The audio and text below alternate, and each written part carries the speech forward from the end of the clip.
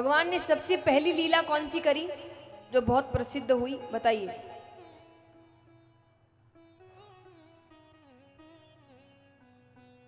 भगवान की सबसे पहली लीला कौन सी थी? माखन चोरी। कि प्रथम करी हरि माखन चोरी, ग्वालिन मन इच्छा पूर्ण कर आप भय ब्रज खोरी। प्रथम करी हरि माखन चोरी।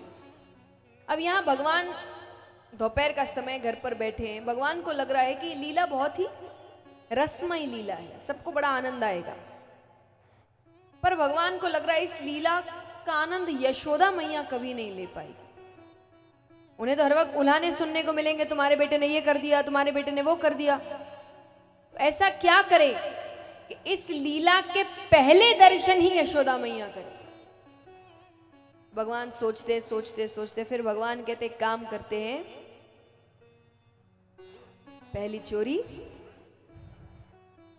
घर पे करते हैं। देखिए चोरी करना भी आसान नहीं है, क्योंकि अच्छा चोर कौन? जो पकड़ा ना जाए। पकड़े गए तो कैसे चोर? अच्छा चोर वही जो कभी पकड़ा ना जाए। अब भगवान को लग रहा है बाहर पहली बारी चोरी करने गए, पकड़े गए तो नाम खराब हो जाएगा, घर पे तो कोई भी कहानी बना देगी। तो भगवान ने दोपहर का समय चुना, दोपहर में सब सोते थे, तो भगवान माखन के कमरे में जाते हैं। उस वक्त माखन का भी कमरा होता था। एक हांडी अपनी ओर खींचते हैं, नवनीत निकालते हैं। नवनीत यानी माखन का गोला। तो नवनीत निकालते हैं, भोग लगाने ही वाले हैं कि भगवान के ठीक सामने एक दर्पण पड़ा है, कांच, शीशा। अच्छा, भगवान ने आज तक शीशा नहीं देखा है, उनको ये पता भी नहीं है शीशा होता क्या है, दर्पण क्या होता है, प्रतिबिंब क्या होता है। अब जिसने, उस वक्त फोन होते नहीं थे, तो जिसने शीशा नहीं देखा उसने असल में आज तक खुद को नहीं देखा। तो भगवान की नजर जैसे ही उस दर्पण पर पड़ती है कि भगवान ने तुरंत हाथ पीछे कर लिए। भगवान कहते अच्छा ये माता बड़ी होशियार है। माता ने माखन की रखवारी के खातिर एक छोरो पहले से ही खड़ो रखो है,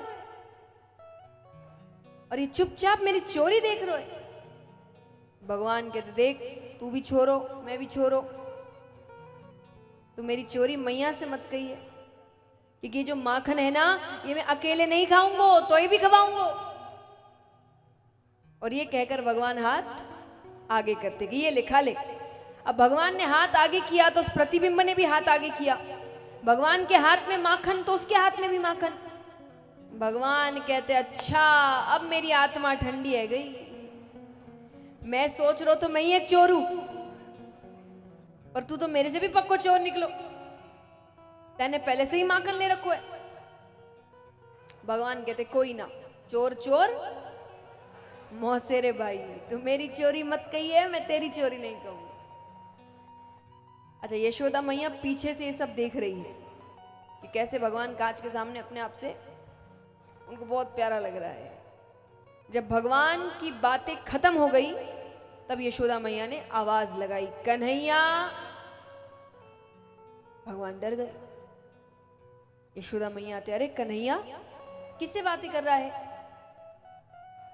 और यहां क्या कर रहा है, तुझे यहां क्या काम, माखन चाहिए तो मुझे कहता। भगवान कहते मैया मोए माखन को लोभ ना है,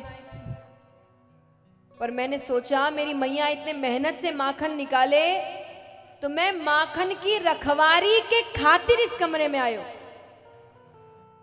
देखिए भगवान को लग रहा है ये नया छोरा, इस पे क्या भरोसा करना, कहीं इसने मेरी बात कह दी तो भगवान को लग रहा है ये कुछ कहे, इससे पहले ये मुझे फंसा, इससे पहले मैं इसको फंसा।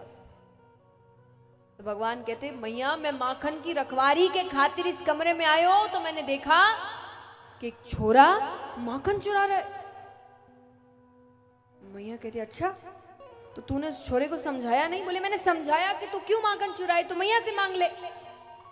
तो बोले उसने क्या कहा? बोले मैया मैं नंदराय को छोड़ो, यो मेरो घर है, मेरे घर में वो मोकू ही आंख दिखाए। भगवान कहते अच्छा कहाँ है वो छोरा, दिखा तो। भगवान यशोदा मैया को लेकर आते और कांच के सामने खड़े करके दे के छोरो। यशोदा मैया कहती कन्हैया ये छोरा तू ही है। भगवान कहते मैं कैसे? यशोदा मैया ने भगवान को गोद में उठाया। भगवान ने अपने आप को नहीं देखा, यशोदा मैया को तो देखते ही है रोज। तो उन्होंने कहा कि देख मैंने तुझे गोद में उठाया, उसकी माता ने भी उसे गोद में उठाया, पर उसकी माता का चेहरा और तेरी माता का चेहरा एक कैसे? तो भगवान भी थोड़ा सोच में पड़ गए। यशोदा मैया ने कहा इसको हम दर्पण कहते हैं, इसमें हम अपना ही प्रतिबिंब देखते हैं।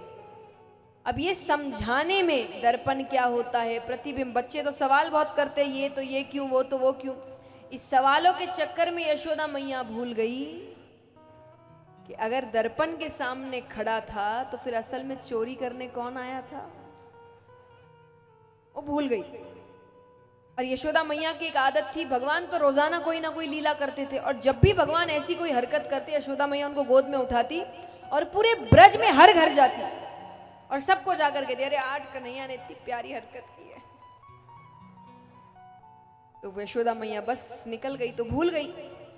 पर यहां भगवान की पहली कोशिश विफल हुई, भोग नहीं लगा पाए ना।